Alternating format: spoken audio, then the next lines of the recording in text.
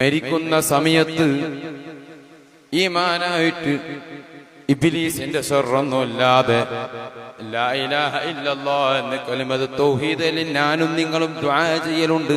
ശരി തന്നെയാണ്. എന്നിരുന്നാലും ഏതൊക്കെ മജ്‌ലിസ് നടക്കുന്നുവോ ഈ 33 വർഷം മജ്‌ലിസ് നടത്തിയാൽ ആ വർഷങ്ങളിലല്ല ഈ 33 വർഷം ഉപ്പ നേതൃത്വം നൽകി. ഈ 33 വർഷം എവിടൊക്കെ നേതൃത്വം നൽകിയോ ആ ദുആയിലെല്ലാം എല്ലാം ഈ ദുആ ഉണ്ടാകും. അതും അതാ ഇവിടെ പുലരുകയാണ്. എന്നാൽ ദാഹം മൗത്ത് കൂട്ടിടും. മൗത്തിന്റെ സമയത്ത് ദാഹം എന്നൊരു അവസ്ഥ ഉണ്ടായോ? ഇല്ല. അതും അതാ അവിടെ എന്താണെങ്കിൽ സത്യമാവുകയാണ്. എന്തേ അതിനുള്ള കാരണം? അതേ സത്തായ ഈമാന ഖുശൂഅോടുകൂടെ ബദരീങ്ങളെ ഉയർത്തിപ്പിടിച്ചപ്പോൾ ആ കുരുത്തവും മാതാപിതാക്കളുടെ കുരുത്തവും ഉസ്താദന്മാരുടെ കുരുത്തവും പൊരുത്തവും ആ തഅ്ലീമോടുള്ള അദബോടുള്ള കൂടെ ജീവിതം ഉണ്ടായപ്പോൾ അതാ അല്ലാഹു നൽകുന്നു. ഈ ഹയാത്ത് കാലത്ത് തന്നെ അവരെ ഹിഷ്ക് വെക്കുന്ന മുഹിബ്ബീങ്ങൾക്കും അതേ മക്കളായ ഞങ്ങൾക്കും കാണിച്ചു തരുന്നു. അതേ മരണത്തിന്റെ അവസ്ഥ അതാ മരിക്കുന്ന സമയത്ത് പറയുകയാ. എന്തേ ഒരുപാട് ജനങ്ങൾ വരാനുണ്ട് ഇവിടെ. അതെ, നിങ്ങൾ പോയി പായസം ഉണ്ടാക്കി ഭക്ഷണം ഉണ്ടാക്കി വെക്കണമെന്ന് ഞാനെല്ലാം മക്കളായ പെമ്മക്കളായ അവരോട് പറയുകയാണ്. നിങ്ങൾ ഭക്ഷണം പായസം ഉണ്ടാക്കി. ഇതുവരെ ഞങ്ങളോട് അങ്ങനെ പറഞ്ഞിട്ടില്ല. അതാ പറയുന്നു, ഭക്ഷണം ഉണ്ടാക്കി പായസം ഉണ്ടാക്കി ഡോർ തുറന്നു വെക്ക്, ഒരുപാട് ജനങ്ങൾ വരുന്നുണ്ട്. എന്നിട്ട് പറയുന്നു, ഗൗസുല്ലാൻ തങ്ങളുടെ അടുത്തേക്ക് ഞാൻ പോവുകയാണ്. നിങ്ങളൊക്കെ ഞാൻ ഏറ്റെടുത്തിട്ടുണ്ട്.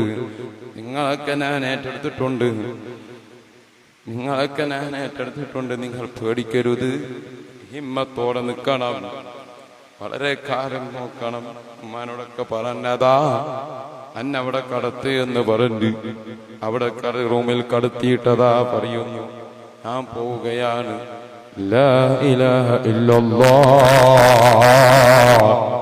അല്ലാഹ് അല്ലാഹ് അല്ലാഹ് അല്ലാഹ് എന്ന് നിവർന്ന് കൈവച്ച് മരിക്കുന്നു. ഇതെല്ലാം അവിടുന്ന് നേരത്തെ പറഞ്ഞതുപോലെ ബദരീങ്ങൾ ചെയ്ത ഖുശൂ, സത്യം, ഇതൊക്കെ ആ ഈമാനായ ഈ അന്നൽക്ക് കൊണ്ടുവന്നതിന്റെ ഒരു പൊരുളാണ്. ബഹുമാനപ്പെട്ട താജുൽ ഉലമയും ബഹുമാനപ്പെട്ട ഖുറത്തു സാദാത്തും എന്റെ ബാബ, അതുപോലെ ഇവരൊക്കെ സ്നേഹിച്ച് അന്നൽക്ക് തന്നെ വഫാത്തായ ഈ സ്ഥാപനത്തിലെ സാരഥ്യമായ ബഹുമാനപ്പെട്ട നൂറുൽ ഉലമ ഉസ്താദും ആ അദബ് വഫാത്തിന്റെ ശേഷവും നിങ്ങൾ മനസ്സിലാക്കേണ്ടതുണ്ട്. വന്നില്ലേ? മയ്യിത്ത് നിസ്കാരം ഇവിടെ നടന്നില്ലേ?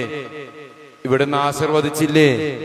എന്നിട്ടോ ആദ്യം ബാപ്പാന്റെ അടുത്തുനിന്ന്, എന്നിട്ടോ എം.എ. ഉസ്താദിന്റെ അടുത്തുനിന്ന്, എന്നിട്ടോ അതാ അവിടുന്ന് അങ്ങേയറ്റം ഈ രൂപത്തിൽ കുരുത്തവും പൊരുത്തവും കിട്ടിയത് എവിടുന്നാ? അവിടുന്ന് പഠിപ്പിച്ച സയ്യിദ് മദനി തങ്ങൾ അവിടുത്തെ ഹദറത്തിനും പോയി. അതാ അവിടുന്നും കിട്ടിയില്ലേ? മഹാന്മാരുടെ അടുത്ത് വെച്ച് ജനാസ നിസ്കരിക്കുന്നതിന്റെ ഫദ്ല് കിതാബിൽ പറയുന്നത് കാണാം.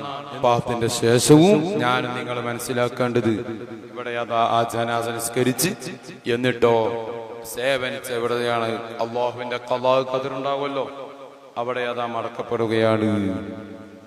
അപ്പോ ഞാനും നിങ്ങളും മനസ്സിലാക്കേണ്ടത് ഇവിടെ ഉലമാ വറസത്തുൽ അംബിയാ എന്നതിന്റെ അവസ്ഥ ഓരോ മുഅ്മിനീങ്ങളും മനസ്സിലാക്കണം. ഇന്ന് നാളെ പിറ്റേ എല്ലാവർക്കും അജലുണ്ട്.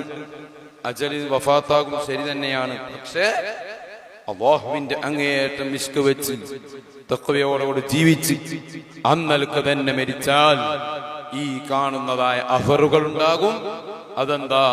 അവരുടെ പേരിൽ സ്മരിക്കലും അവരുടെ പേരിൽ ദിക്റും സ്വലാത്തും ചെല്ലലൊക്കെ തന്നെയാണ്.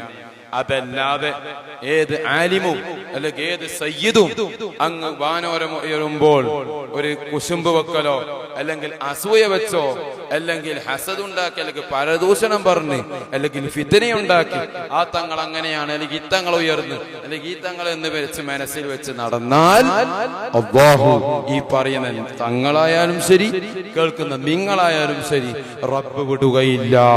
അതിന് യാതൊരു സംശയവും ഇല്ല. ഒരുപാട് അതിനെന്തുണ്ട് തെളിവുകളുണ്ട്. ആ തെളിവ് പറയാൻ പറ്റുന്ന സമയമെല്ലാം ഇത്. അതുകൊണ്ട് തന്നെ മുഅ്മിനീങ്ങളെ, ആലിമീങ്ങളായ മുതഅല്ലിമീങ്ങളെ, നിങ്ങളോട് എനക്കും പറയാനുള്ളത്, അല്ലാഹുവിന്റെ ദീൻ നമ്മൾ മുറുകെ പിടിക്കണം. മുറുകെ പഠിച്ച് അന്നൽക്ക് തന്നെ എവിടെ ഏത് വിഷയത്തിക്കായാലും തുറന്ന് ഹക്ക് ആ രൂപത്തിൽ അതോടുകൂടെ പറഞ്ഞാൽ അല്ലാഹു നമ്മളെ കൂടെ ഉണ്ടാകും. അത് പറയുകയും വേണം. ഈ കാലത്ത് സോഷ്യൽ മീഡിയയുടെ അടിസ്ഥാനത്തിൽ ഈ പറയുന്ന തങ്ങൾക്കുമുണ്ട്. അതിനടിസ്ഥാനത്തിൽ വാട്സപ്പ് ഇങ്ങനെ പറഞ്ഞിട്ടുണ്ട്, അല്ലെങ്കിൽ അതിനടിസ്ഥാനത്തിൽ ഒരു തുള്ളല്, അല്ലെങ്കിൽ ഇന്നവർക്ക് വേണ്ടി തുള്ളുന്നൊരവസ്ഥ നമ്മൾ ഒരാളും ഉണ്ടാകരുത്. നമ്മളൊക്കെ നല്ല ഇൽമു പഠിച്ച് ആ നിലക്ക് തന്നെ ജീവിച്ച് അല്ലാഹു തആല താജുൽ ഉലമന്റെയും അതുപോലെ തന്നെ എം എ ഉസ്താദിന്റെയും അതുപോലെ നമ്മളെ ബാപ്പാന്റെ എല്ലാ മതത്തിലുമായിട്ടും അവിടുത്തെ നിയന്ത്രണത്തിലായി ഞങ്ങൾക്കൊക്കെ ജീവിക്കാൻ അല്ലാഹു തൗഫീഖ് ചെയ്യുമാറാവട്ടെ. ജീവിക്കുന്ന കാലത്തോളം ദീനിന് വേണ്ടി ഖിദ്മത്ത് എടുത്ത് ദീനിന് വേണ്ടി പ്രവർത്തിച്ച് മരിക്കാൻ അല്ലാഹു തൗഫീഖ് ചെയ്യുമാറാവട്ടെ എന്ന് ദുആ ചെയ്തുകൊണ്ട് ഞാൻ എൻ്റെ വാക്കുകൾ ഉപസംഹരിക്കുന്നു. വആഖിറു ദഅവാനാ അനിൽ ഹംദുലില്ലാഹി റബ്ബിൽ ആലമീൻ.